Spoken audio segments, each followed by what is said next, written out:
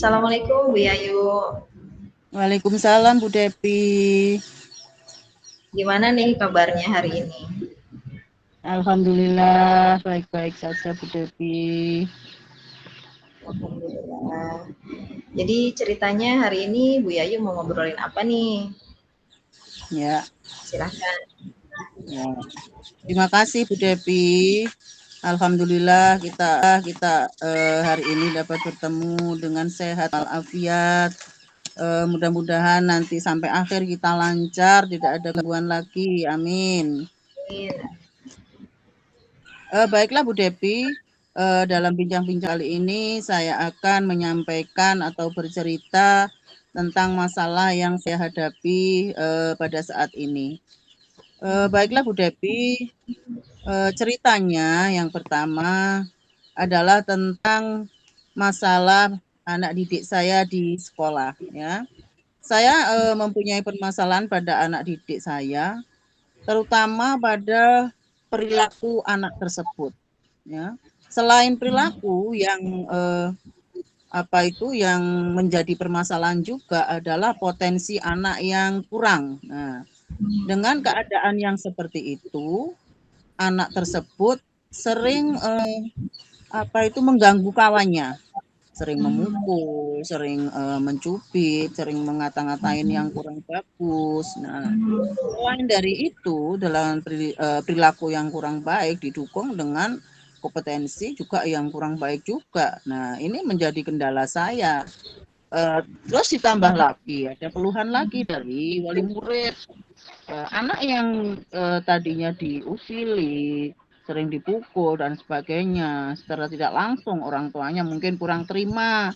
Jadi mengadu kepada saya, ini bagaimana Bu? Tolong disampaikan ke orang tuanya, anaknya suruh mendidik.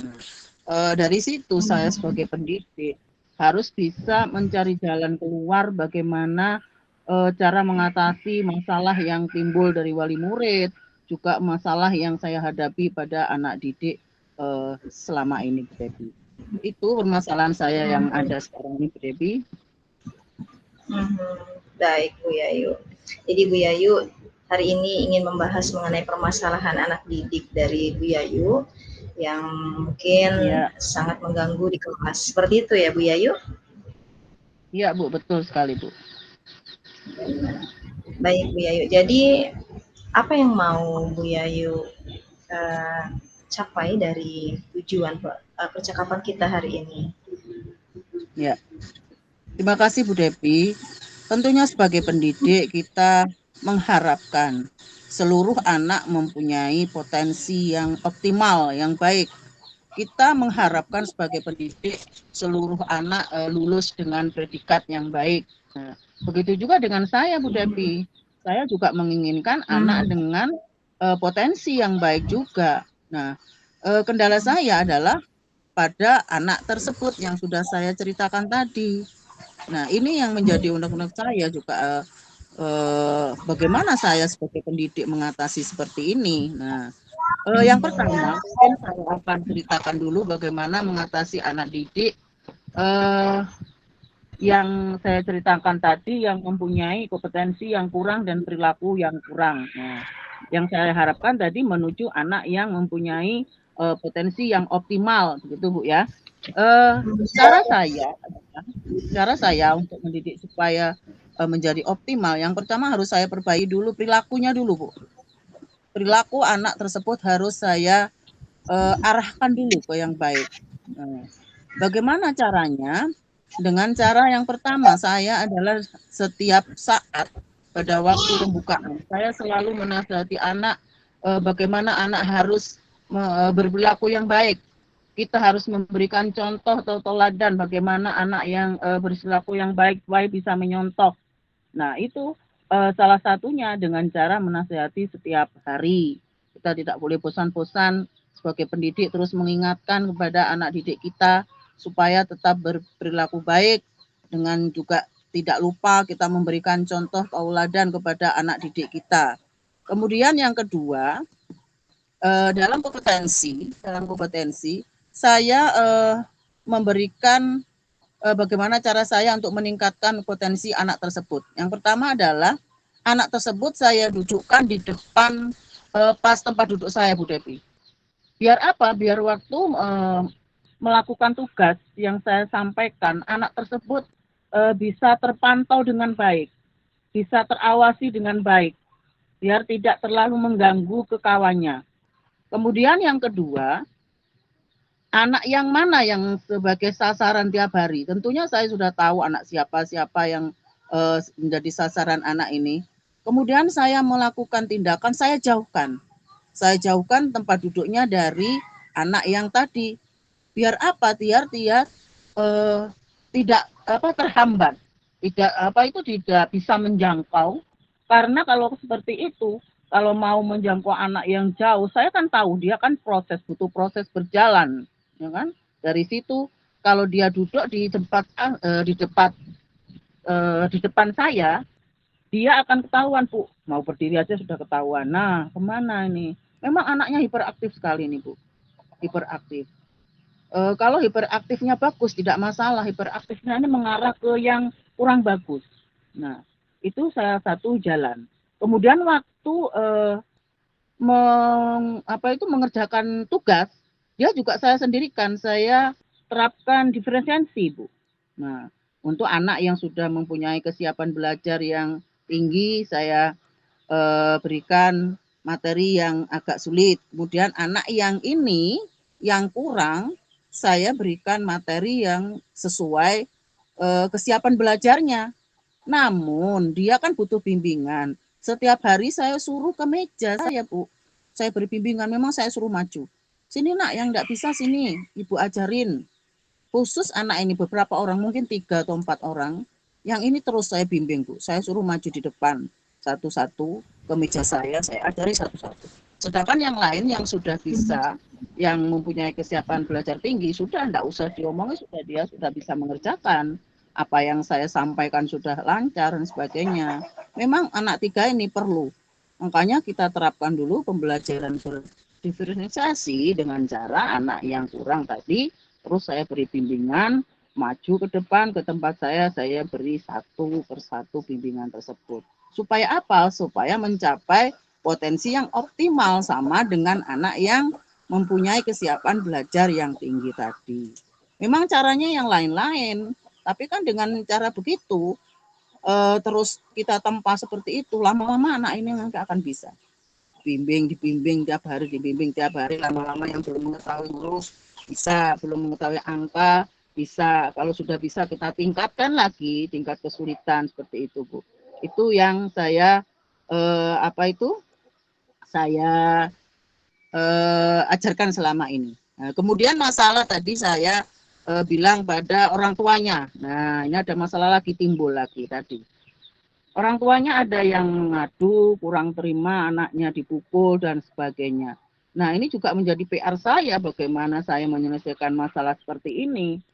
Saya berpikir bagaimana caranya ya agar ini terselesaikan semua. Anak sudah saya beri pembelajaran yang seperti itu, sudah terlewatkan, sekarang tinggal orang tuanya. Saya berpikir nanti, bagaimana nanti kalau misalkan saya kumpulkan semua, wali murid dari seluruh anak itu saya kumpulkan, kemudian akan saya bahas bagaimana pemecahan tentang perilaku anak yang seperti tadi. Nah, biar nanti orang tuanya yang membahas sendiri, saya yang nanti membimbing sebagai coach, kemudian saya saya berikan pertanyaan-pertanyaan yang berbobot biar dia itu orang tuanya bisa mencarikan ide permasalahan dari tersebut. Dengan begitu, dari permasalahan yang ada di kelas nanti bisa kita pecahkan bersama-sama dengan orang tua tersebut, Bu. Nah, itu solusi saya nantinya. Tapi ini nanti mungkin akan saya laksanakan insya Allah minggu depan ini, Bu. Kalau yang murid, anak didik saya, sudah saya laksanakan di kelas. Seperti yang telah saya sampaikan tadi, Bu Devi. Saya kira itu dulu sementara jawaban saya, Bu Devi. Luar biasa Bu Yayu. Menarik sekali bagaimana Bu Yayu kemudian melihat kendala yang ada di depan Ibu menjadi seperti sebuah salah satu cara gitu ya Bu Yayu ya, salah satu jalan untuk Bu Yayu mencari metode yang pas untuk anak-anak ibu. Jadi untuk saat ini Bu Yayu, bagaimana tanggapan dari apa namanya wali murid mungkin yang sudah melihat apakah sudah ada perubahan di kelas selama Ibu Yayu memberikan metode pembelajaran tadi? Ya, selama memberikan metode pembelajaran seperti tadi, banyak respon dari wali murid. Oh iya Bu, sekarang anakku sudah ada peningkatan, sudah mulai bisa. Pertama memang takut-takut Bu, dia takut. Ternyata setelah ngomong sama orang, oh Bu Yayu ternyata tidak itu, tidak galak. Bu Yayu mau ngajarin aku seperti itu. Ada yang memang seperti itu bilangnya. Sekarang terus nggak takut anaknya mau, kalau mau diajari maju, kalau mau di itu kan maju, sudah ada perkembangan Bu, sudah mau itu. Maunya ya pertamanya yang mungkin takut apa gimana, nggak mau, sini nak nggak apa-apa, ya nggak bisa saya ajari gitu. Terus kemudian ada laporan dari murid, oh iya enak Bu Yayu ternyata, dia orangnya nggak galak gitu. Dari metode seperti itu mungkin namanya anak perlu pendekatan sosial emosional juga Bu ya. Berarti pembelajaran sosial emosional juga perlu dikembangkan di situ. Berarti kita perlu perhatian dari anak supaya anak itu tidak takut. Kemudian bagaimana cara kita menyampaikan kan, menyampaikan ke anak tutur kata kita, bagaimana anak bisa tertarik dengan apa yang kita sampaikan. Jadi pembelajaran sosial juga selain berdiferensiasi tadi, juga pembelajaran sosial emosional tetap kita pakai dalam pembelajaran kita di kelas supaya apa? Supaya anak yang kita didik juga bisa sampai pada apa yang mau kita mau. Karena apa? Kalau kita memberikan semua itu tidak dengan hati, ya, tidak dengan pembelajaran sosial, tidak bisa mengolah bagaimana manajemen emosional kita, juga mempengaruhi tidak berhasil Bu, tidak akan berhasil anak tersebut. Anak tersebut juga akan ketakutan. Jadi bagaimanapun juga sosial emosional secara tidak langsung akan mempengaruhi tingkat keberhasilan akademik anak tersebut. Nah, jadi ini tetap perlu, semuanya perlu jadi satu kesatuan utuh dalam suatu pembelajaran sosial emosional dan sebagainya tetap kita pakai dalam waktu kita mengajar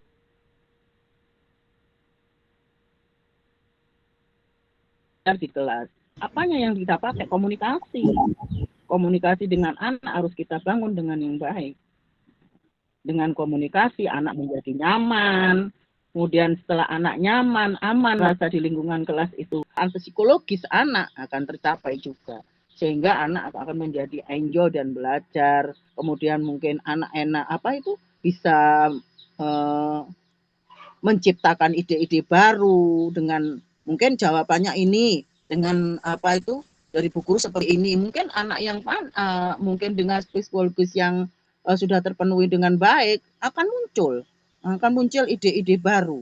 Nah, itu juga perlu dalam diciptakan dalam lingkungan kelas kita. Jadi selain yang lain, jadi pembelajaran sosial emosional juga mendukung dalam keberhasilan akademik pembelajaran anak-anak. Seperti itu, Bu. Artinya bisa saya simpulkan Ibu Yayu ini sudah mulai menerapkan pembelajaran sosial emosional di kelas ya. Benar Bu Yayu? Ya Bu, benar sekali Bu. Baik, jadi untuk kedepannya kira-kira apakah pembelajaran sosial emosional ini akan Ibu terapkan di kelas Ibu khususnya, kemudian mengajak mungkin atau bagaimana Bu Yayu ke depannya? Mengajak rekan sejawat atau mungkin tadi kata Ibu ya, mengumpulkan wali murid agar Ibu bisa menyampaikan maksud dan tujuan Ibu mengenai pembelajaran sosial emosional beserta pengaruhnya kepada anak-anak dan lain-lain. Mungkin Ibu bisa sampaikan ke saya, adakah rencana Ibu ke depan untuk mengumpulkan mungkin dalam waktu dekat ini Bu Yayu untuk ke depan mengenai pembelajaran sosial emosional juga yang berkaitan dengan wali murid ataupun rekan sejawat yang tadi Ibu sampaikan. Ya, terima kasih Bu. Pembelajaran emosional untuk ke depan bagi wali murid akan saya kembangkan dengan cara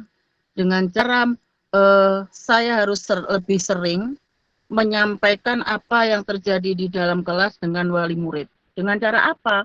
Dengan cara mengumpulkan seluruh wali murid, kemudian kita rapat bersama-sama, kita bahas apa yang menjadi permasalahan di dalam kelas, kemudian kita pecahkan bersama-sama. Dari situ kita akan tercipta pembelajaran sosial emosional yang baik, terutama kesadaran sosial, kemudian manajemen diri yang baik dengan cara mengelola emosi pada waktu kita berpendapat. Seharusnya kita tidak mengedepankan emosi. Dari situ kemudian ada namanya keterampilan berelasi. Kita bersama-sama bekerja sama, berkolaborasi, bagaimana memecahkan masalah anak tersebut. Kemudian yang terakhir kita kembangkan keputusan yang bertanggung jawab. Dari situ semua setelah pembahasan bersama-sama kita ambil satu hasil, kemudian kita refleksikan, nantinya kita akan jadikan suatu keputusan di dalam kelas tersebut, biar kita bisa jadikan suatu aturan yang kita sepakati bersama-sama. Nah, itu kita jadikan suatu aturan bersama dengan wali murid dan guru. Nah, kemudian bersama teman sejawat. Dengan teman sejawat, nantinya saya akan mengembangkan komunikasi yang lebih baik, Bu. Karena apa? Dengan komunikasi yang lebih baik, suatu instansi akan berjalan dengan baik. Tanpa ada komunikasi yang baik, semuanya tidak akan berjalan, Bu.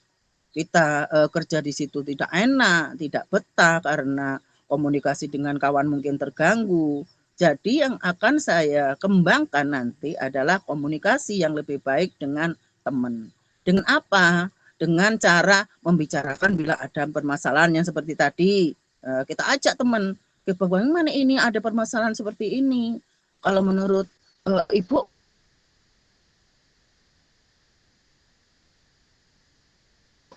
kalau saya seperti ini, kalau Ibu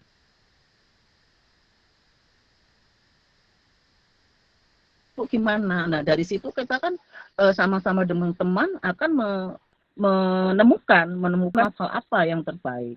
Nah, dari situ kita kembangkan komunikasi, Bu, kemudian kolaborasi. Untuk apa? Untuk memecahkan masalah di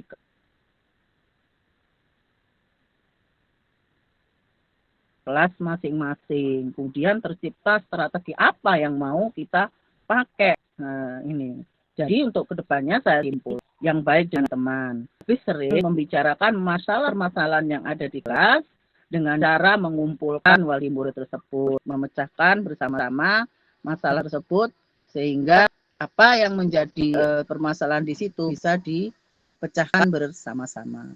Itu Bu, sementara jawaban saya. Ya, luar biasa Bu Yayu.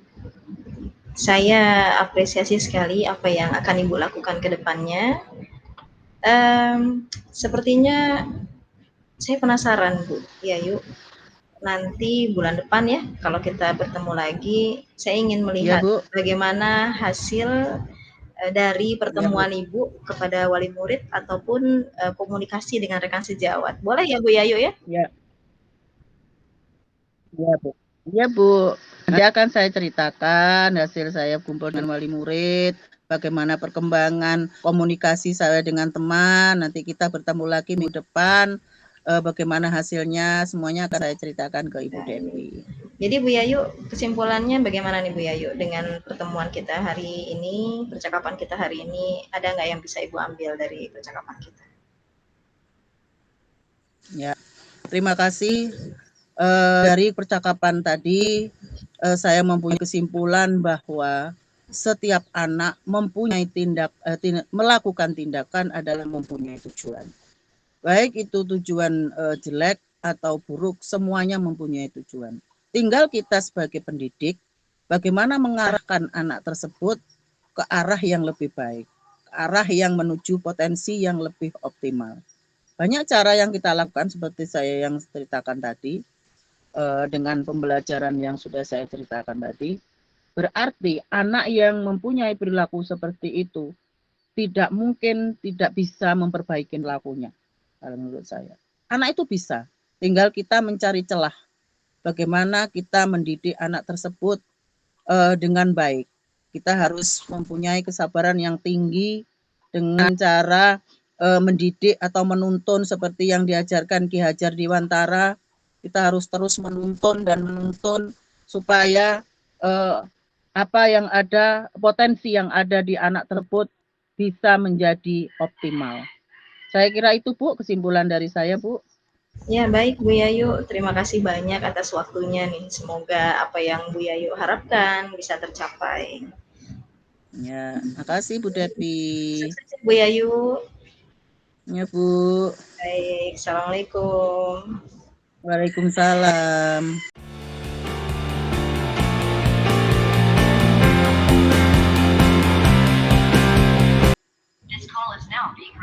Waalaikumsalam warahmatullahi wabarakatuh Bu Yayu. Selamat sore. Sore Bu Yayu. Bagaimana kabarnya hari ini? Alhamdulillah Bu Yayu lagi kurang sehat ini. Iya, semuanya Bu Devi, semuanya memang. Semuanya dalam keadaan kurang fit. Baik fit sinyalnya juga ikut-ikutan kurang fit ya. Iya. Ya.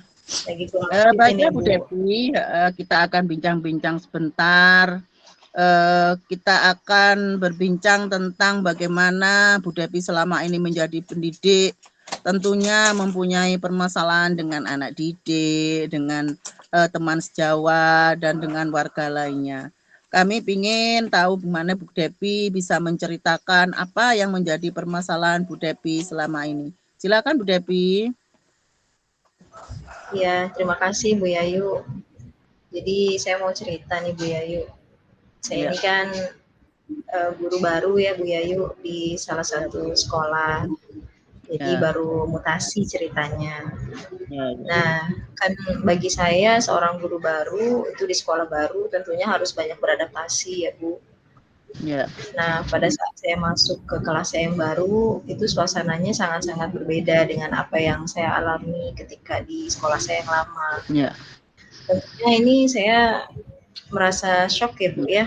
Pertama, kenapa? Karena anak-anaknya luar biasa. Saya nggak tahu kenapa gitu, cuman dalam waktu 1 minggu ketika kedatangan saya itu belum ada perubahan yang terjadi. Rasanya tuh apa ya, setiap selesai belajar bawaannya kayak merasa gagal gitu Bu. Ya seperti itu sih Bu. Ya. Bu Devi berarti baru saja mutasi dari sekolah lama ke baru gitu Bu ya. Iya, sedangkan sekarang Bu Devi mengalami suatu situasi yang kurang enak mungkin bagi Bu Devi. Ya. Sekarang dengan situasi yang seperti itu, benar sekali. dengan situasi seperti itu, bagaimana Bu Devi tindak lanjut selanjutnya? Bagaimana mengelola emosi Bu Devi dengan adanya situasi yang seperti itu? Apa yang mau Ibu lakukan? Iya Bu, jadi saya sudah melakukan beberapa cara. Pertama, saya coba dengan mungkin anak-anak tidak terlalu berminat untuk belajar karena apa yang saya ajarkan kepada mereka belum terlalu menarik. Terus kedua, mungkin karena saya guru baru ya, jadi apa ya, sepertinya bagi mereka itu belum masuk gitu Bu, menurut mereka ya, belum chemistry-nya belum dapat gitu dengan mereka. Jadi ya yang saya lakukan sampai saat ini, pertama sih mencoba metode-metode seperti anak-anak yang mungkin dia nggak suka ceramah saja, ya saya tambahkan dengan metode menonton, kemudian bermain di kelas, seperti itu sih Bu. Cuman sampai saat ini yang saya rasakan anak-anak itu sepertinya kadang-kadang agak sulit diatur gitu.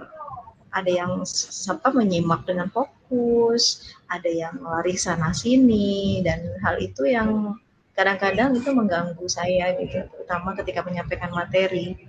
Seperti itu sih, Bu. Iya, ya.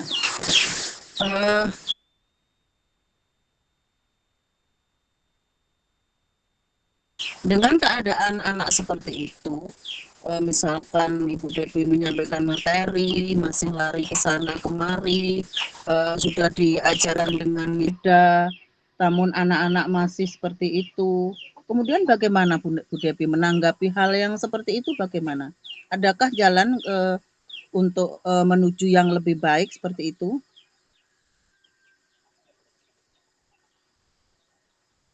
Iya. Jadi ceritanya Bu, saya kan baru mendapatkan pembelajaran mengenai sosial emosional yang salah satunya itu menggunakan teknik stop. Nah, jadi saya coba pakai itu, Bu. Ketika saya mulai merasa hampir marah, saya coba untuk menenangkan diri saya dulu, baru kemudian saya ajak anak-anak untuk sesekali mendengarkan musik, instrumen, musik tenang, sambil mereka menarik nafas, menghembuskan nafas. Nah, ketika kelas sudah agak terkendali, disitulah saya rasakan ada perubahan sedikit yang memang lebih baik untuk saya khususnya. Jadi saya lebih tenang, kemudian pada anak-anak juga mereka lebih bisa terkontrol. Gitu, Ibu. Dari apa yang diceritakan Bu Devi, apa yang bisa Ibu ambil dengan tadi metode stop? Sudah ada perubahan, sudah itu apa yang bisa Ibu ambil dari pembelajaran tersebut? Yang saya bisa ambil dari pembelajaran tersebut, oh ternyata mungkin anak-anak ketika di kelas itu mereka terlalu lelah. Sehingga ketika mereka terlalu lelah, secara otomatis untuk menerima materi pun tidak akan sanggup. Dengan pembelajaran yang sudah saya terapkan, dengan teknik stop gitu, saya merasakan memang ternyata gitu, mungkin anak-anak itu lelah ketika harus belajar terus-menerus. Akhirnya mereka mencari jalan untuk senang-senang di kelas gitu. Dengan adanya teknik stop ini, ya anak-anak bisa lebih terkendali kembali. Sepertinya saya bisa memakai ini untuk setiap pertemuan ya, Bu. Ya. Dari semua yang sudah Ibu sampaikan di situ, berarti apa yang bisa Ibu ambil, langkah yang selanjutnya yang bisa Ibu ambil dari semua yang Ibu ceritakan, berarti apa yang bisa Ibu ambil, simpulan yang bisa Ibu ambil? Iya, penting ternyata untuk membuka hati terlebih dahulu sebelum kita memasuki dunia baru.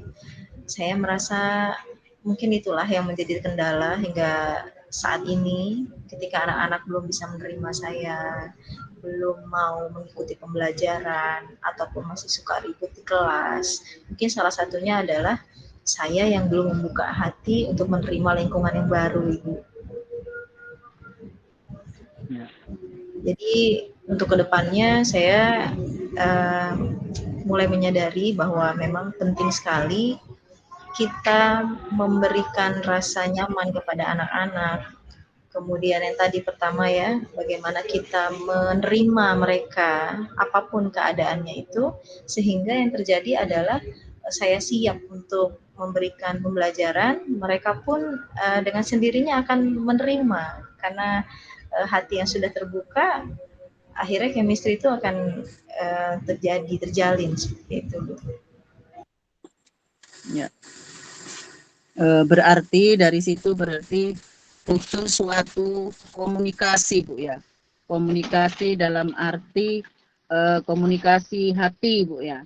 Nah, dari situ bisa tadi dari kesimpulan Ibu bisa saya ambil suatu makna atau intisari, berarti anak bisa mengikuti apa yang Ibu sampaikan bila kita sudah membuka hati kepada anak-anak. Nah, itu mungkin perlu pembelajaran emosional tersebut berarti pada pengelolaan manajemen kita. Dengan Ibu membuka hati seperti itu, mungkin apa yang disampaikan oleh Ibu sudah mulai bisa diterima oleh anak-anak. Bagaimana Bu Depi? Iya, iya Bu, sepertinya seperti itu. Karena memang untuk menerima yang keadaan baru tuh perlu suatu apa ya Bu ya, kelapangan hati, keikhlasan ketika menerimanya. Ya, sepertinya ke depannya saya akan mulai untuk mencoba tadi Bu ya. Pertama, melapangkan hati terlebih dahulu menerima keadaan yang baru, kemudian saya mencoba menerima bagaimana siapa yang saya hadapi sekarang sehingga saya bisa memberikan pembelajaran yang menyenangkan, aman, nyaman bagi mereka. Ya. Bisa saya simpulkan berarti untuk penyesuaian ke tempat yang lebih yang baru butuh suatu penyesuaian dalam hati dengan lapang dada, dengan membuka hati yang penuh dengan anak-anak. Sehingga dengan seperti itu kita mau menerima bagaimana situasi baru, bagaimana keadaan murid baru, sehingga dengan begitu kita akan lebih cepat menyesuaikan diri dengan lingkungan tersebut. Bagaimana Bu Depi? Apa seperti itu yang bisa Ibu sampaikan tadi? Benar, benar sekali Ibu. Saya merasa sangat tercerahkan dengan percakapan kita sore ini ya Bu. Terima kasih banyak. Saya akan memulai untuk melakukan apa yang tadi saya sampaikan kepada Ibu. Terima kasih Bu Depi.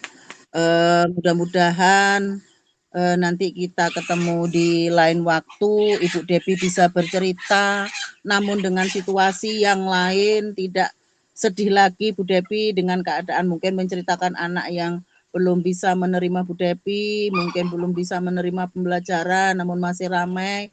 Mudah-mudahan ceritanya nanti setelah ketemu lagi, mudah-mudahan tidak seperti ini lagi. Mudah-mudahan Bu Depi bisa bercerita dengan cerita yang lain, yang lebih senang, yang lebih bisa mungkin menyesuaikan diri dengan Ibu Depi.